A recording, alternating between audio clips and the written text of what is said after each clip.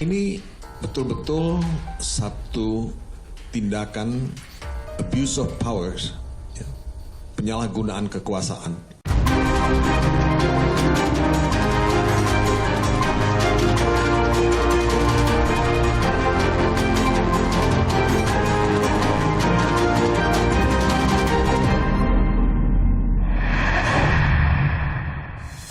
Jelang kampanye Pilpres 2024, dugaan kecurangan pemilu dan polemik pencopotan baliho mencuat. Di tengah pengusutan dugaan kasus pemerasan oleh pimpinannya, KPK mengungkap sederet kasus korupsi di sejumlah kementerian.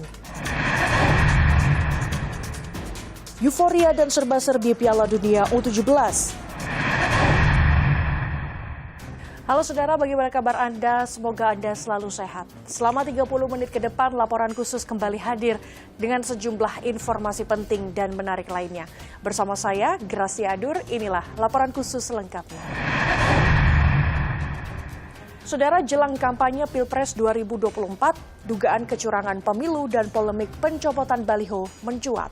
Tim Pemenangan Nasional Ganjar Mahfud menyebut pencopotan baliho di Pematang Siantar, Sumatera Utara bentuk penyalahgunaan kekuasaan. Sementara di kubu koalisi Indonesia Maju, muncul dugaan aparat keamanan terlibat pemasangan baliho Prabowo Gibran. Namun Partai Gerindra tak terima dituduh. Rakyat jangan diintimidasi seperti dulu lagi.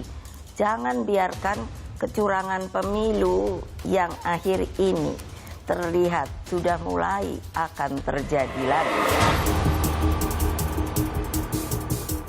Terlalu banyak senitronnya.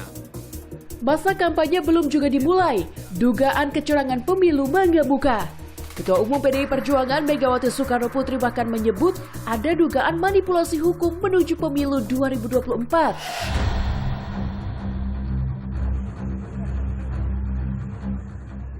Dugaan penyalahgunaan kekuasaan dan penggunaan alat negara pun menyeruak tatkala muncul aksi pencopotan baliho dukungan calon presiden. Salah satunya, baliho Ganjar Mahfud yang dicopot Satpol PP saat kunjungan Ganjar ke Pematang Siantar, Sumatera Utara. Tenang, jangan emosi, mungkin perlu mendapatkan penjelasan, klarifikasi dari para petugas aparat, bagaimana cara pemasangan yang benar, dan pada aparat berikan sosialisasi agar terjadi satu sikap yang fair gitu ya, sehingga masyarakat tahu, aparat juga tahu, sehingga kalau ada yang dicopot, mungkin harus bersih, copot semua. Tim Pemenangan Nasional Ganjar Mahfud menyebut pencopotan baliho bentuk penyalahgunaan kekuasaan. Ini betul-betul satu tindakan abuse of powers, ya, penyalahgunaan kekuasaan oleh aparat-aparat, ya, yang saya sebutkan tadi. Kami juga melihat, ya, saudara-saudara, bahwa ada keterlibatan pihak kepolisian memasang baliho-baliho, ya, pasangan yang lain, ya. Dalam hal ini kalau saya baca di media, ya, itu memasang baliho pasangan Prabowo Gibran. Namun, Pemkot Pematang Siantar beralasan baliho Ganjar Mahfud dicopot karena belum masuk masa kampanye dan baliho terpasang di tempat terlarang. Hal itu dilakukan karena mereka memasang di sekitar area sekolah dan instansi pemerintah. Tak hanya itu, muncul juga dugaan aparat keamanan terlibat pemasangan baliho Prabowo Gibran. Partai Gerindra pengusung Prabowo Gibran tak terima dituduh. Kami perlu tegaskan bahwa siapa yang menuduh haruslah menyampaikan buktinya. Kita soal tuduhan lengkapi saja buktinya, lakukan proses hukum, kita tunggu penegak hukum melakukan tugasnya. Respons keresahan kubu Ganjar, Capres Koalisi Perubahan Anies Baswedan justru mengaku hanya fokus pada kemenangan. Biarlah keputusan yang dilakukan oleh lembaga-lembaga yang ada, baik partai, baik kemudian komisi, tapi bagi kami yang penting adalah bagaimana agenda itu terlaksana.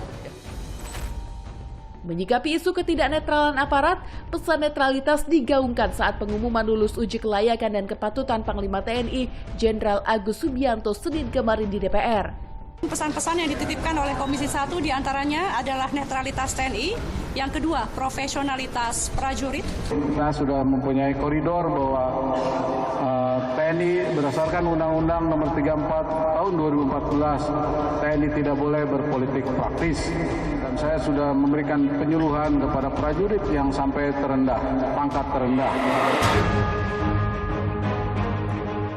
Sementara itu, sejumlah tokoh nasional berkumpul di kediaman Kiai Mustafa Bisri di Rembang, Jawa Tengah, berembuk masalah politik bangsa. Sekali kebohongan yang juga diucapkan oleh Presiden dan orang-orang lainnya. Aturan bersama mulai dibongkar-bongkar bahkan dirusak.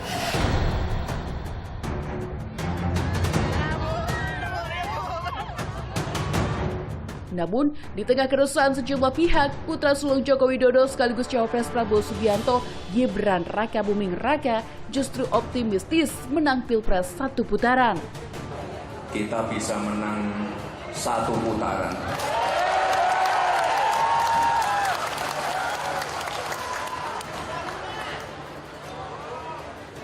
Akan kita pantau terus angka-angkanya. Akan kita pantau terus pergerakan di akar rumput di bawah. Jelang masa kampanye, elektabilitas Capres-Cawapres terus bergerak.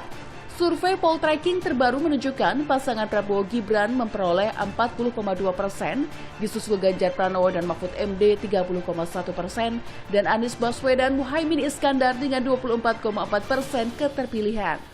Namun, Direktur Eksekutif Poltreking Indonesia Hanta Yuda menyebut perubahan masih mungkin terjadi mendekati tanggal pemilihan. Jadi kalau misalnya pilpresnya tinggal seminggu, mungkin bisa diprediksi. Tapi karena pilpres masih berlangsung 3 bulan lagi, maka masih akan mungkin berubah. Kini 3 pasang Capres-Cawapres sudah mengantongi nomor urut masing-masing untuk kontestasi Pilpres 2024.